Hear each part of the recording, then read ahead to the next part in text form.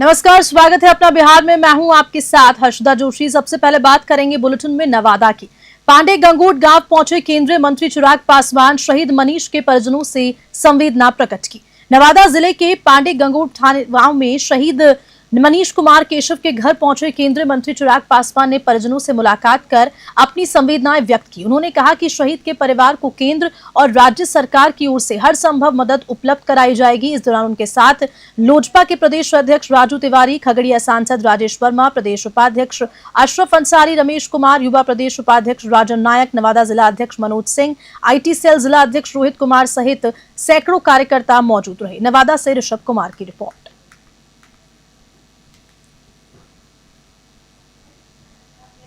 यह आग्रह किया गया है कि ऐसे परिवारों की जो भी समर्थ हो वो अपने स्तर पर जिम्मेदारी लेने का कार्य करें। ऐसे में यहाँ पे हमारे स्थानीय नेता के द्वारा भी इस जिम्मेदारी का विश्वास दिलाया गया है। उम्मीद है कि परिवार को इससे जरूर राहत मिलेगी। समसा गांव में STF और अपराधियों के बीच मुठभेड़ हुई। इनामी बदमाश रणवीर महतो को गिरफ्तार किया गया है। बेगूसराय के नावकोटी थाना क्षेत्र के समसा गांव में बुधवार को STF और कुख्यात अपराधी रणवीर महतो के बीच मुठभेड़ हो गई। इस मुठभेड़ में गोली लगने के बाद STF ने 25,000 के इनामी बदमाश रणवीर महतो को गिरफ्तार कर लिया। रणवीर समसा निवासी स्वर्गीय हरिनंदन महतो का पुत्र है। घटना मलियागाछी के पास महारानी स्थान के समीप हुई, जहां STF को सूचना मिली थी कि रणवीर अपने साथियों के साथ किसी बड़ी वारदात की योजना बना रहा है। पुलिस को देखते ही रणवीर के साथी फायरिंग करते हुए फरार हो गए, जबकि रणवीर ने भी गोलीबारी शुरू कर दी। जवाबी कार्रवाई में रणवीर के पैर में गोली लगी। बेगूसराय से चंदन कुमार की रिपोर्ट।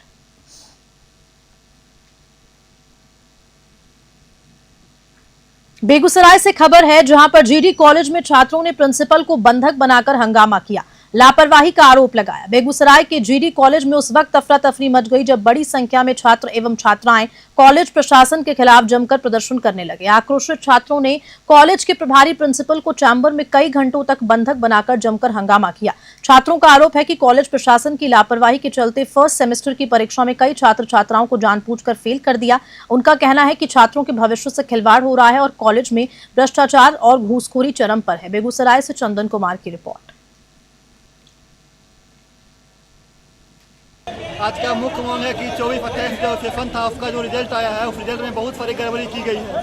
लगभग एक विद्यालय से लगभग 500 बच्चे को अफेंड कर दिया गया है। जो बच्चा एग्जाम दिया है उसको अफेंड करके प्रमोटेड कर दिया गया है। हमारी इस विद्यालय प्रशासन से मांग है कि जो बिना किसी एप्लीकेशन के हर बच्चा को पास किया जाए, नहीं तो इसके लिए अखिल भारतीय विद्यार्थी परिषद उग्र आंदोलन करेगी।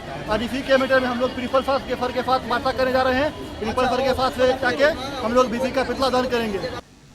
देखिए, प्रथम क्या तो ये महाविद्यालय स्तर का निदान संभव नहीं है, लेकिन हमारी महती भूमिका है कि अगर मान लिया विद्यार्थियों का कोई दुख है, कोई तकलीफ है, यानी जो BA, BSc, BCom का जो फर्स्ट सेमेस्टर का रिजल्ट निकला है, तो इसमें विश्वविद्यालय 20% रिजल्ट दे करके 40% रिजल्ट दे करके 50% रिजल्ट जैसे तैसे ये केंद्र प्रकार है कि हमने रिजल्ट सही समय पर प्रकाशित कर दिया है, लेकिन उसमें ढेर सारी विसंगतियाँ होती हैं। स्वाभाविक है, बच्चा साल भर मेहनत करता है, जब उसका रिजल्ट आता है तो हतोत्साहित होता है। कहीं उसका 3 पेपर में कहीं मार्क्स गायब है, कहीं 2 पेपर में मार्क्स गायब है, कहीं 1 पेपर में मार्क्स है, कहीं उनको प्रमोट कर दिया गया है। तो ऐसी स्थिति में स्वाभाविक है कि बच्चों के भीतर उबाल पैदा हो, बच्चों के भीतर आक्रोश पैदा हो। ये उनका आक्रोश नाजायज नहीं है। अब ये महाविद्यालय स्तर पर हम अधिकारियों का काम बनता है, हम शिक्षकों का काम बनता है कि हम उनके साथ बैठें और सहानुभूतिपूर्वक उनकी बातों पर विचार करें और उसके निदान के लिए जो संभव उपाय हो सकता है वो हम करें। ताकि आप लोग देख सकते हैं कि विश्वविद्यालय प्रशासन बार बार ऐसा करती है।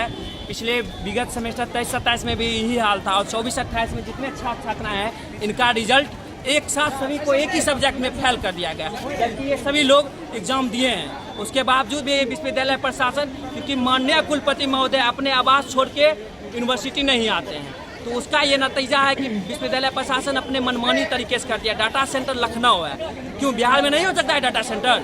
तो लखनऊ को बनाएंगे, वहाँ रुपया दीजिए कीजिए। बेगूसराय के साथ हमेशा सौतेला व्यवहार विश्वविद्यालय प्रशासन हर बार करती है। अगर आज आवेदन हम लोग दे रहे हैं, अगर 7 दिनों के अंदर इन लोगों का रिजल्ट नहीं ठीक हुआ तो कॉलेज प्रशासन को चलने नहीं देंगे। कॉलेज में पूरे अनिश्चितकालीन आंदोलन के लिए बक्सर से खबर है जहां ओपन जेल के कैदियों ने जेल की बदहाल व्यवस्था पर गंभीर आरोप लगाए हैं। आपको बता दें कि बक्सर में ओपन जेल के दर्जनों कैदियों ने जेल प्रशासन के खिलाफ आवाज उठाई है। संग्रहालय पहुंचे इन कैदियों ने जिला अधिकारी से मुलाकात कर अपनी समस्याएं बताई। उन्होंने आरोप लगाया कि जेल में न तो ढंग का खाना दिया जा रहा है और न ही बुजुर्ग कैदियों को जरूरी दवाएं मिल रही हैं। कैदियों का कहना है कि वरीय जेल अधिकारी का रवैया तानाशाही पूर्ण है, जिससे उनका जीवन और भी कठिन हो गया है। बक्सर से धीरज की रिपोर्ट।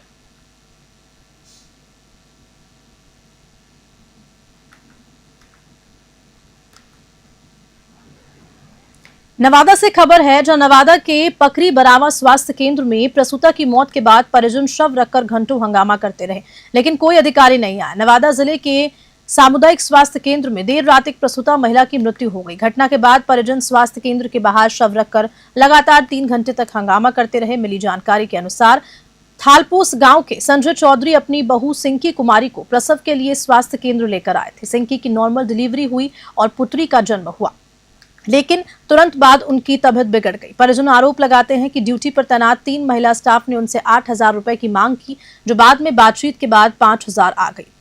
पैसे देने से इनकार करने पर इलाज में देरी हुई। रात 9 बजे सिंकी को नवादा रेफर कर दिया गया, लेकिन रास्ते में उनकी मौत हो गई। इसके बाद परिजन आक्रोशित होकर शव लेकर स्वास्थ्य केंद्र पहुंचे और 9 बजे से 12:30 बजे तक हंगामा किया। नवादा से ऋषभ कुमार की रिपोर्ट।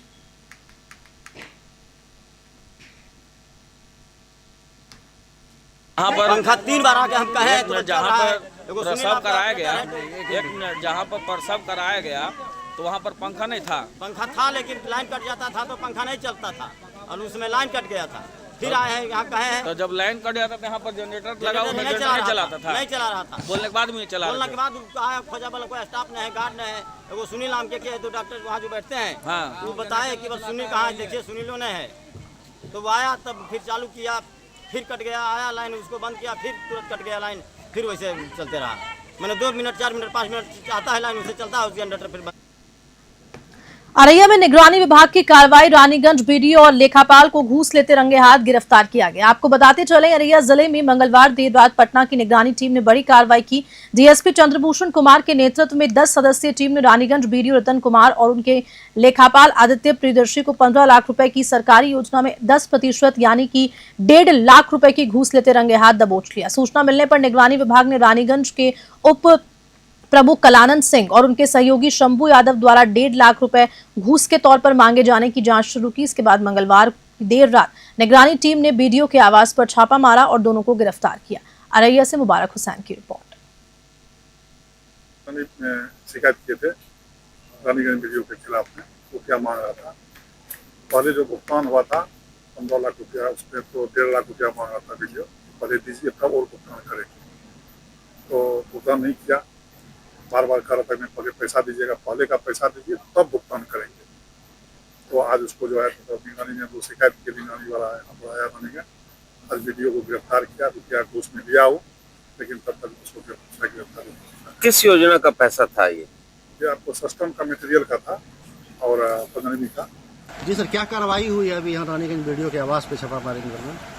विशेष निगरानी इकाई पटना के द्वारा जी जी यहाँ के वीडियो रीतम कुमार चौहान और उनके अकाउंटेंट आदित्य प्रियदर्शी को 1.5 लाख रुपए की रकम रिश्वत की राशि लेते हुए गिरफ्तार किया गया है। जी रीतम कुमार चौहान जो अभी वीडियो है यहाँ के, वो अपने असिस्टेंट जो अकाउंटेंट भी हैं इनके, आदित्य प्रियदर्शी के द्वारा रिश्वत की राशि स्वीकार करवाते थे और उनके द्वारा वो पैसे लेते थे। आदित्य प्रियदर्शी ने 1.5 लाख की रकम लिया और फिर उन्हें वीडियो साहब को पैसा दिया और दोनों को गिरफ्तार। पूर्णिया में सहकारिता मंत्री प्रेम कुमार ने अधिकारियों और जनप्रतिनिधियों के साथ बैठक की, साथ ही नई योजनाओं का शुभारंभ किया। बिहार सरकार के सहकारिता मंत्री प्रेम कुमार ने पूर्णिया में सहकारिता विभाग के अधिकारियों और जनप्रतिनिधियों के साथ महत्वपूर्ण बैठक की। इस मौके पर उन्होंने संयुक्त राष्ट्र संघ द्वारा घोषित सहकारिता वर्ष के उपलक्ष्य में झंडोत्तोलन किया गया और वृक्षारोपण भी किया। मंत्री प्रेम कुमार ने पूर्णिया, अररिया और किशनगंज के पैक्स गोदामों का फीता काटकर उद्घाटन किया। उन्होंने कहा कि बिहार के सभी प्रखंडों में सब्जी उत्पादन समूह का निर्माण किया जा रहा है और उनके लिए गोदाम बनाए जा रहे हैं। साथ ही सब्जी, मक्का और मखाना उत्पादकों के लिए न्यूनतम समर्थन मूल्य यानी कि MSP लागू करने की तैयारी भी जारी है। पूर्णिया से विनीत राज की रिपोर्ट। जी के द्वारा सहकार समृद्धि की परिकल्पना को साकार करने के उद्देश्य से 6 जुलाई 2021 को कृषि मंत्रालय से हटाकर प्रत्यक्ष सहकारिता मंत्रालय की स्थापना की गई है और इस नवगठित मंत्रालय के प्रथम सहकारिता मंत्री के रूप में माननीय अमित शाह जी के कुशल नेतृत्व में मार्गदर्शन में 2 वर्षों अल्पकालिक समय में सहकारिता क्षेत्र को सशक्त बनाने हेतु कई नई पहलों ऐतिहासिक योजनाओं की शुरुआत की गई है। नवादा साइबर पुलिस ने वारसलीगंज थाना क्षेत्र में साइबर ठग को गिरफ्तार किया। आरोपी भोले भोले लोगों को गिरफ्तार किया करता था और ठगा भी करता था। नवादा जिले के थाना क्षेत्र से नवादा की साइबर पुलिस ने एक युवक को साइबर अपराध के मामले में गिरफ्तार किया है। आरोपी की पहचान सिमरी ढी के अनित सिंह के पुत्र शिव करण कुमार के रूप में हुई है। साइबर थाना प्रभारी ने बताया कि प्रतिबिंब पोर्टल पर दिखाए गए नंबर के आधार पर ये गिरफ्तारी की गई। आरोपी रिलायंस और धनी फाइनेंस के नाम पर लोगों को ठगता था। उनके पास से 1,14,000 रुपए नकद, 2 मोबाइल फोन और 1 आधार कार्ड भी बरामद किया। नवादा से ऋषभ कुमार की रिपोर्ट।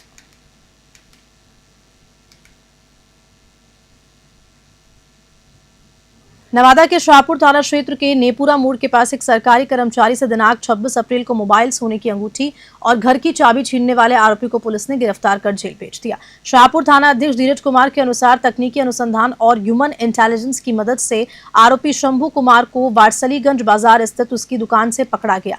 आरोपी पर 2003 की बुंदेलखंड बस लूटपाट का भी केस दर्ज है और वह पहले भी जेल जा चुका है। पुलिस अन्य 5 आरोपियों को रिमांड पर लेने की तैयारी कर रही है। शाहपुर पुलिस ने नेपुरा मोड़ के समीप सरकारी कर्मी से लूट की घटना में शामिल शंभू कुमार को गिरफ्तार किया। आरोपी के पास से लूटी गई सोने की अंगूठी भी बरामद की गई। नवादा से ऋषभ कुमार की रिपोर्ट।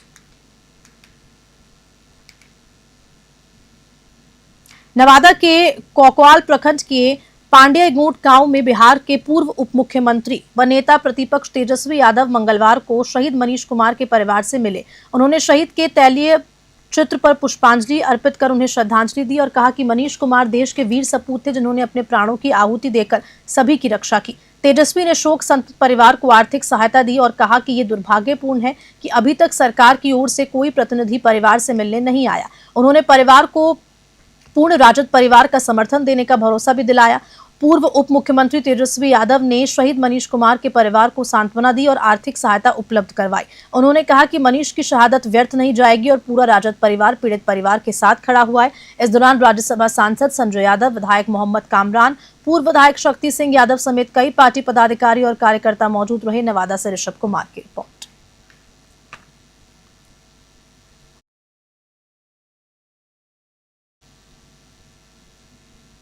और चलिए इसी के साथ बुलेटिन में इतना ही। नमस्कार।